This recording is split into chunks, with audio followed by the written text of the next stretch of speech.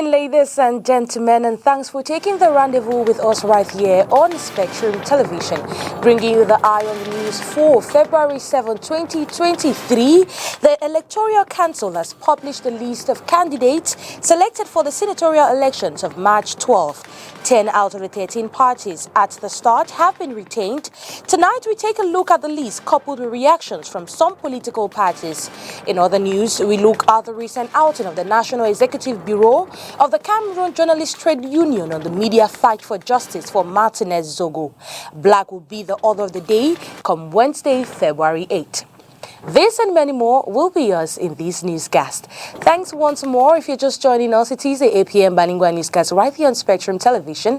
Ines Pangang opens this news in the French language. Good evening, Ines. Bonsoir Nila Donette, bonsoir à vous mesdames et messieurs et bienvenue. Le Conseil électoral a procédé ce jour à la publication des listes de candidatures retenues en vue de l'élection sénatoriale du 12 mars prochain. Sur les 13 partis politiques retenus, sur les 13 partis politiques qui ont déposé leur dossier, seuls 10 ont été admis à compétir à cette élection. Le compte rendu avec Olivier Bouzique. Ont été présentés par 13 partis politiques pour l'élection des sénateurs du 12 mars 2023. Après un examen minutieux des pièces constitutives des dossiers de candidature, 22 listes de candidats remplissant les conditions fixées par la loi électorale ont été acceptées à l'unanimité des membres du Conseil électoral. Eno Abrams Ekbe a fait le point ce 17 février au siège d'Elections Cameroun à Yaoundé. Rendu donc au terme de 6 jours d'intenses et fructueuses délibérations, j'ai l'insigne honneur délivré ci-après lecture de la résolution du Conseil électoral portant publication des listes de candidats acceptés pour l'élection des sénateurs du 12 mars 2023. C'est finalement 10 partis politiques qui prendront part au scrutin. L'UNDP, le FDC, l'ANDP, le MDR, le PCRN, le FSNC, le SDF, l'UDC, l'UMS et le RDPC, l'unique parti en course dans les 10 régions. 3 partis ont été recalés, dont l'Union des populations du Cameroun, pénalisée par des divisions internes. Le plus vieux parti du Cameroun, l'Union des populations du Cameroun, le parti qui a combattu, qui s'est battu, qui, ses enfants ont versé de leur sang pour que le pays soit ce qu'il est aujourd'hui, ne peut pas avoir 4 secrétaires généraux. Soyons sérieux. Quand on veut aller loin, quand on dit ce qui va aller loin ménage sa monture, nous n'avons pas ménagé notre monture pour y être. Nous avons bien voulu y être, mais qu'est-ce que vous voulez? J'ai investi à Yaoundé, l'autre investi à Douala, l'autre investi à l'ouest, l'autre investi au nord-ouest, l'autre investi... Non, quand même, soyons sérieux. Lorsque nous montrons à la face du monde un tel désordre, mais c'est terrible. Après la publication des listes des candidatures retenues, les différents partis se mobilisent dans les quartiers généraux pour les campagnes, puis l'élection prévue le 12 mars prochain. À la suite de la publication de la liste de partis politiques retenus pour l'élection sénatoriale du 12 mars prochain par le Conseil électoral, quelques représentants de partis politiques se sont exprimés au micro de Olivier Bouzique. Nous y sommes, nous y avons travaillé. Le vice-premier ministre Jean Kouété a donné des instructions fermes pour que les dossiers soient bien fouillés, que le contentieux soit bien préparé. C'est le travail, c'est le sérieux, c'est la conviction, c'est l'engagement. Nous ne sommes pas déjà surpris, nous sommes simplement venus vivre ce moment en direct. Nous allons effectivement compétir pour la région du centre. Nous allons activement sillonner les 70 communes de la région du centre et nous pensons que notre programme va séduire les différents électeurs, à savoir les conseillers municipaux et les conseillers régionaux. Je pense que d'entrée de jeu, après la publication de ces listes et que celle du littoral où nous sommes partants a été validée, il nous revient donc désormais de peaufiner, comme je l'ai dit, notre programme et savoir qu'est-ce que nous avons à dire à nos électeurs parce qu'il s'agit d'une élection indirecte. Et quand il s'agit d'une élection indirecte, elle n'est pas populaire. Donc nous savons quelles sont les cibles vers lesquelles nous devons aller pour leur dire quel est notre programme. Vous savez, dans le nord-ouest, c'est particulier. D'abord, il n'y a jamais eu les élections. Vous connaissez la situation qui prévaut sur le terrain. Donc, nous allons voir comment les camps vont conduire les élections dans le Nord-Ouest. Parce que dire qu'on peut faire campagne là-bas, non, c'est pas possible. Nous avons présenté des listes uniquement dans 4 régions, parce que ce sont les 4 régions où nous sommes fortement implantés, où nous avons des grands électeurs qui nous permettent d'espérer avoir la victoire dans ces 4 régions. Ne soyez pas étonnés que les surprises que nous avons déjà produites en décembre 2020 à l'occasion des régionales, où on ne pensait pas que l'UNDP allait virer en tête, que cette surprise se produise de nouveau dans plusieurs régions cette fois-ci.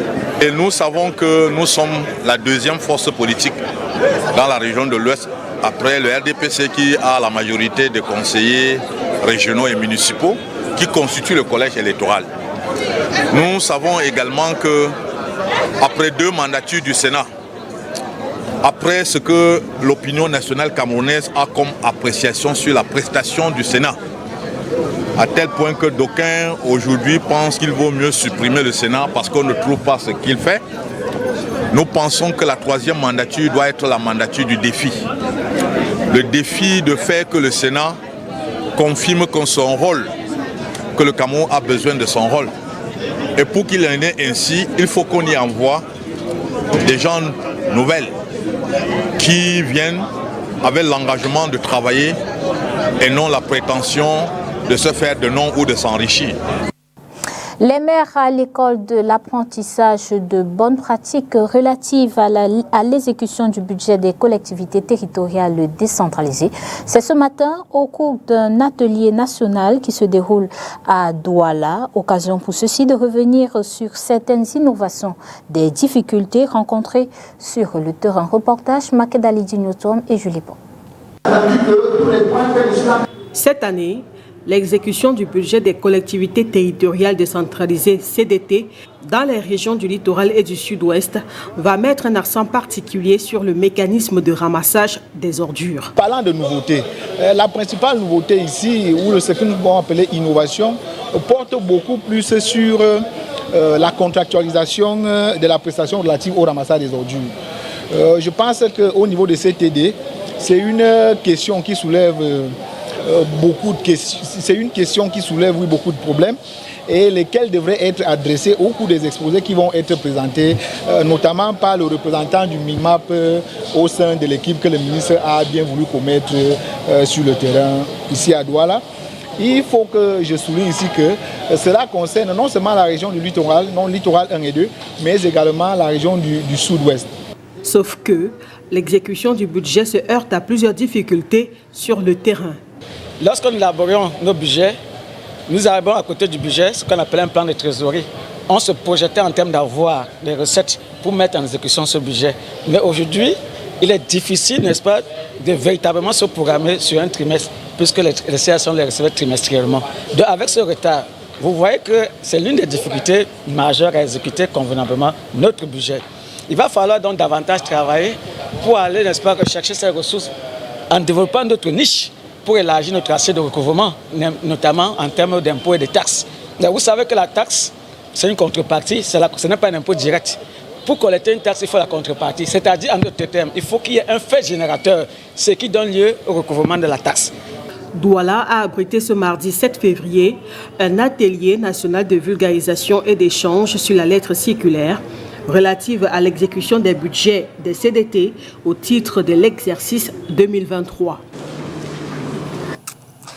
In line with the Youth Week activities, the third deputy mayor here in the economic capital of Cameroon, Douala, Michel Ndom, has chaired the conference sensitizing youths on the dangers in consuming drugs. Christella Sexwaller was in attendance alongside Julie Paul and files in this report. Sensitizing, educating and cautioning the youth of her community on the dangers and mishaps of the use and consumption of drugs in school milieus has been the raison d'etre of the conference that has taken place today, February 7, at the Brazzaville Nilon High School in the Douala 3 municipality here in Douala. Chaired by the third deputy city mayor, Dome Michel Mukoko. Yes, I am here to reinforce the action of our third assistant to the mayor of the city of Douala, we are coming to the high schools in order to sensibilize our students concerning the consumption of drugs and the consequences who are violence and other bad consequences. We are helping them to be aware of their future, to be engaged in building a good character, to be responsible of their destiny, of their future, to love their lives, to love their families, to love their country, in order for them to be successfully the builders of the future of this nation. During this meeting that brought together youths from the Douala 3 municipality, the youths took turns to share with the audience some experiences encountered with their comrades who sometimes seduce them into such practices. However, through the exchanges, they were able to grasp some lessons from the experts. My take-home message from these exchanges is the danger of drug consumption to our health and growth. When we do drugs, we have to avoid consuming drugs as we are the future leaders of tomorrow.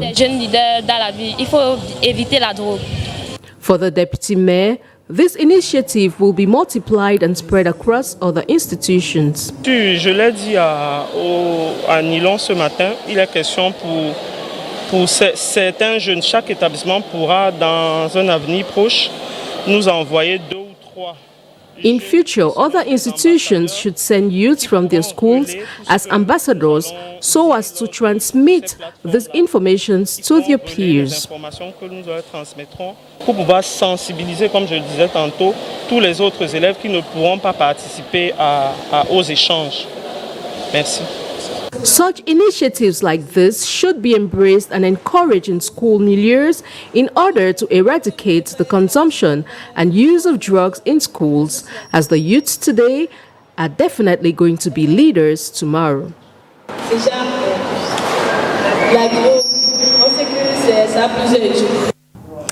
Quel rôle joue la pression nationale et internationale sur l'évolution de l'affaire Martinez-Zogo si Christophe Bobiokono et Jean-Bruno Tagne s'accordent à reconnaître que les choses avancent de manière significative? De façon, ils pensent par ailleurs que la mobilisation ne devrait pas s'arrêter. Il s'exprime dans ce reportage que signe Léla Renganzu. Jean-Pierre Amougou Bellinga, Bruno Bidjan et l'ancien commandant de la garde présidentielle, le colonel retraité Raymond Thomas Etondissoy, ont passé leur première nuit au secrétariat d'État à la Défense. Interpellés ce lundi 6 février, dans le cadre de l'enquête mixte, police-gendarmerie demandée par le chef de l'État à la suite de l'assassinat de l'homme de médias, Arsène Salomon Bani Zogo, plus connu comme Martinez Zogo. Ils rejoignent ainsi la longue liste de personnes déjà arrêtées dans le cadre de cette enquête. Jean-Bruno Tagne est journaliste, directeur général adjoint du média en ligne, Naja TV. Alors, je pense qu'on observe une évolution plutôt prometteuse dans l'enquête sur l'assassinat de Martinez Zogo. Il y a eu de nombreuses interpellations et quand on regarde la qualité des personnes qui ont été interpellées jusqu'à présent, on se dit que l'enquête évolue dans le bon sens. Vous avez quand même le patron des services de renseignement du Cameroun. Je ne sais pas si les gens s'en rendent compte, mais c'est quand même le patron de la CIA du Cameroun qui est en ce moment gardé à vue à la gendarmerie depuis pratiquement un peu plus d'une semaine déjà. Son directeur des opérations également est aux arrêts, ainsi que d'autres personnes, et on a assisté à l'arrestation du principal suspect depuis le début de cette affaire. C'est son nom qui revenait. De toutes les façons, il n'y a que son nom qui était dans toutes les bouches. Il a également été interpellé. Voilà, c'est une évolution plutôt prometteuse de l'enquête. Pour le directeur de publication du journal Kalara, Christophe Bobiokono, c'est la première fois qu'une enquête de ce genre vole aussi haut. Il y a des interpellations d'un certain niveau. Jamais on est arrivé à ce niveau d'interpellation-là. Jamais. Donc rien que ça montre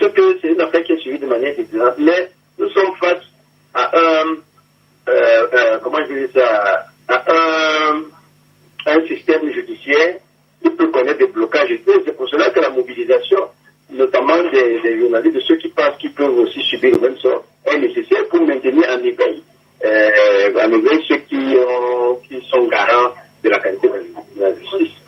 Mobilisation également pour Jean-Bruno Tanier, aussi bien au niveau national qu'international, sans laquelle on n'en serait pas là.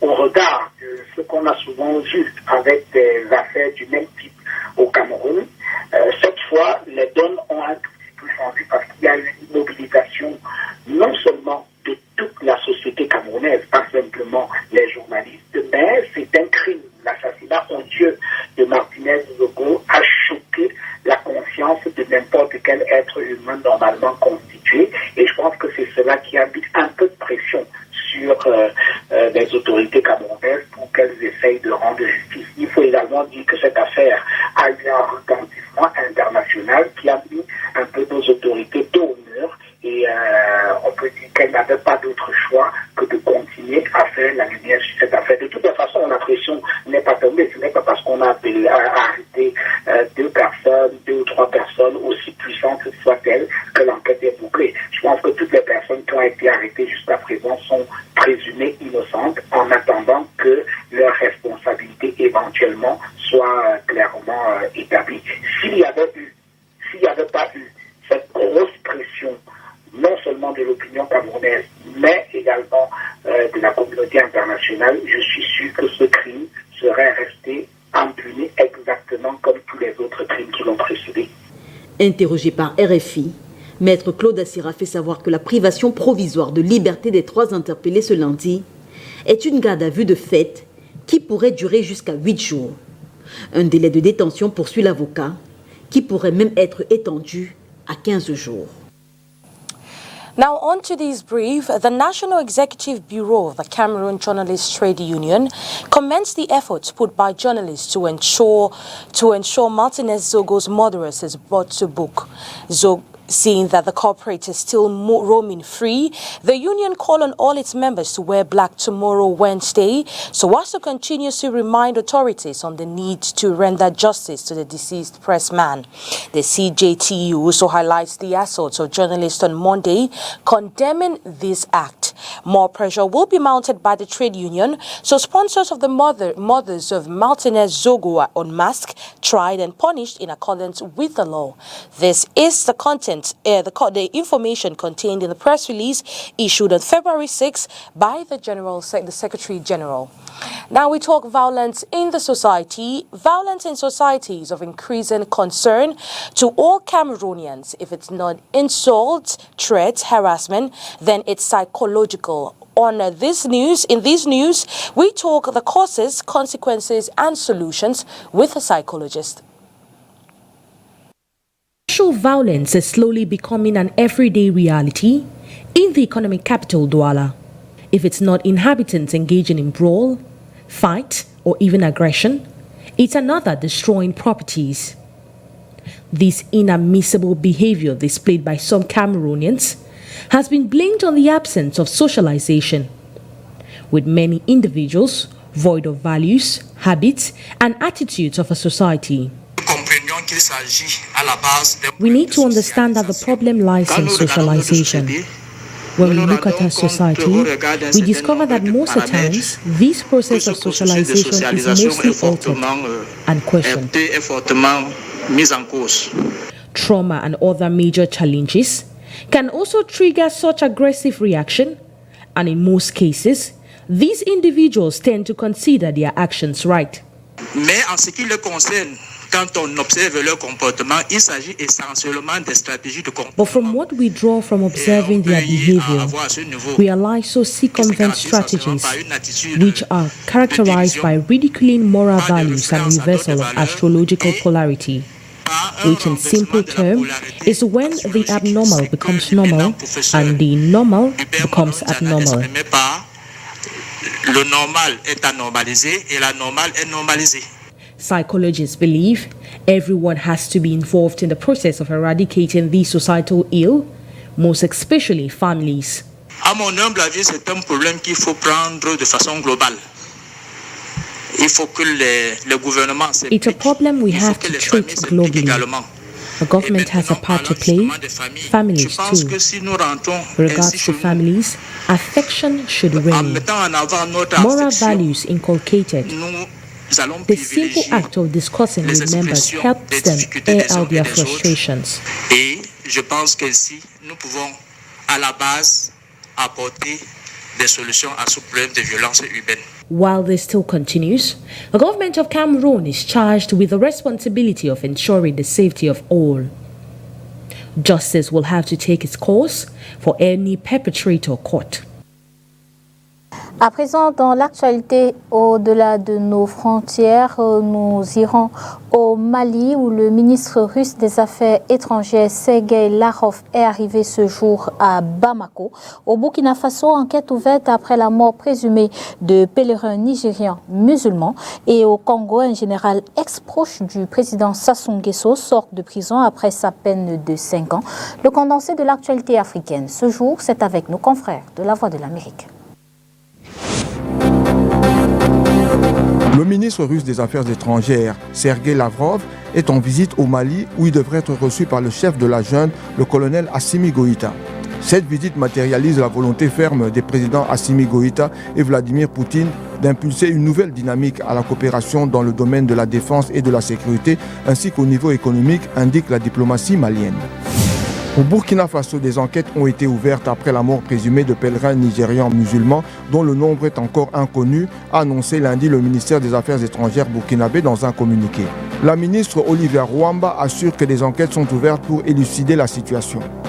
Au Congo-Brazzaville, le général Norbert Dabira, ex-proche du président Denis Sassou Nguesso, est sorti de prison hier lundi après avoir purgé sa peine de 5 ans ferme.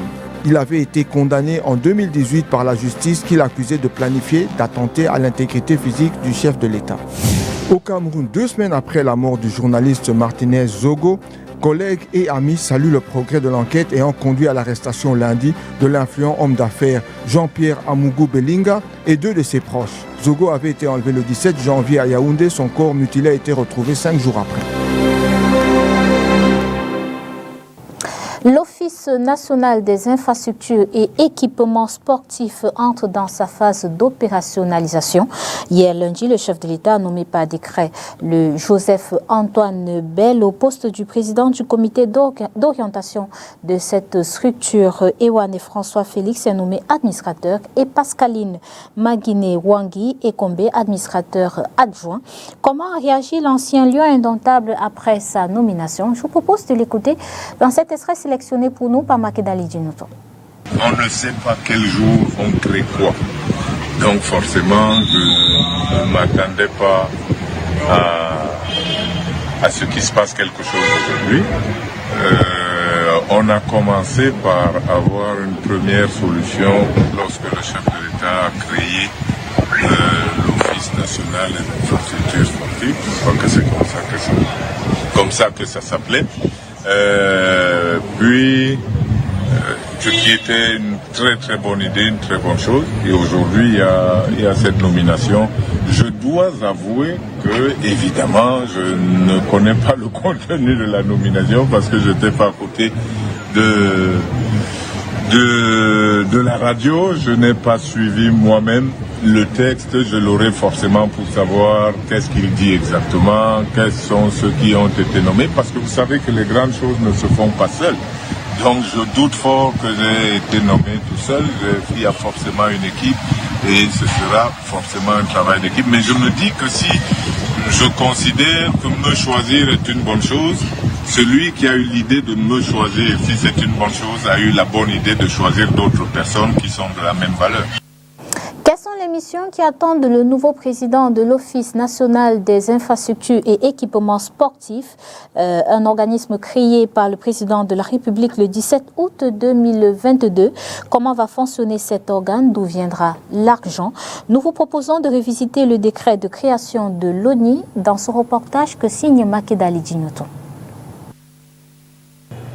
Assurer le développement des infrastructures et équipements sportifs au Cameroun, c'est l'objectif de l'Office national des infrastructures et équipements sportifs en abrégé ONIES.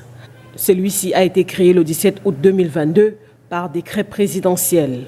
D'après l'acte présidentiel, l'Office national des infrastructures et équipements sportifs placé auprès du ministère des Sports doit assurer notamment l'entretien, la maintenance, l'exploitation, la sécurisation, le développement et la pérennisation des infrastructures et équipements sportifs. Son siège est à Yaoundé certes, mais des antennes peuvent être créées dans les différentes régions du Cameroun en cas de besoin. Dans le cadre de ces missions, l'ONIS dispose d'abord d'un comité d'orientation composé d'un président et de 7 membres nommés par le président de la République.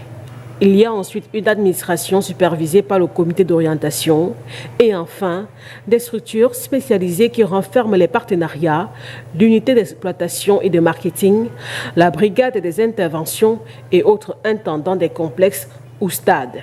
Après la disparition de l'Office national des équipements sportifs, la création le 17 août 2022 de l'Office national des infrastructures et équipements sportifs intervient au moment où certains stades qui ont abrité les matchs de la dernière Coupe d'Afrique des Nations Cameroun 2021 commencent à présenter quelques signes inquiétants, faute d'entretien. The 2022-2023 edition of the Cameroon Youth Football League has been launched by President Atou Jampi on Saturday here in the economic capital of Cameroon, Douala. For this competition that will be played by players in the under-15 and under-17 categories, 800 teams are in competition, selected from 49 divisions across the country. Let's listen to this report for more. 800 teams with over 15,000 licensed players selected across the 49 divisions of the country are all vying for the first position in this edition of the Cameroon Youth League. The competition, which features under-15 and under-17 players, has been launched on Saturday, February 4, 2023, here in the economic capital, Douala. L'innovation cette année, c'est que nous allons véritablement... The innovations this year are, we will organize a championship. We won't engage in sporadic games or mini tournaments. It will be a championship in all the regions, in the under-15 and under-17 category. It starts at the divisional level. We will have regional champions, and they will play the national finals. And from there, we will know the winner of the Cameroon Youth League in the under-15 and under-17 category. Le champion de football jeune U17 et le champion jeune U15. The 2022-2023 edition of this competition has seen some changes. Competitors must be students with school certificates mandatory for participation. Au niveau scolaire, nous avons préconisé que les athlètes désormais, pour le problème de tricherie d'âge, parce que ce protocole aussi... At the level of schools, due to age fraud, we want footballers to be educated. We want to harmonize football and education. We don't want children thinking they can choose between the two. That's why we requested school certificates as a mandatory condition for participation. C'est pour ça que nous avons mis dans le processus d'affiliation le certificat scolaire comme pièce obligatoire. Donc il est de bon temps aujourd'hui que les promoteurs sachent que c'est une priorité de la fédération. The launching ceremony had in attendance the president of the Cameroon Football Federation, Samuel Eto'o, alongside coaches of the different national teams. This was the news of truth and accuracy from the Spectrum team. Do have a wonderful time in the company of our programs. Good night, Ines. Bonsoir Nila Donette, bonsoir à vous mesdames et messieurs. Merci d'avoir été des nôtres. Disons-nous à demain.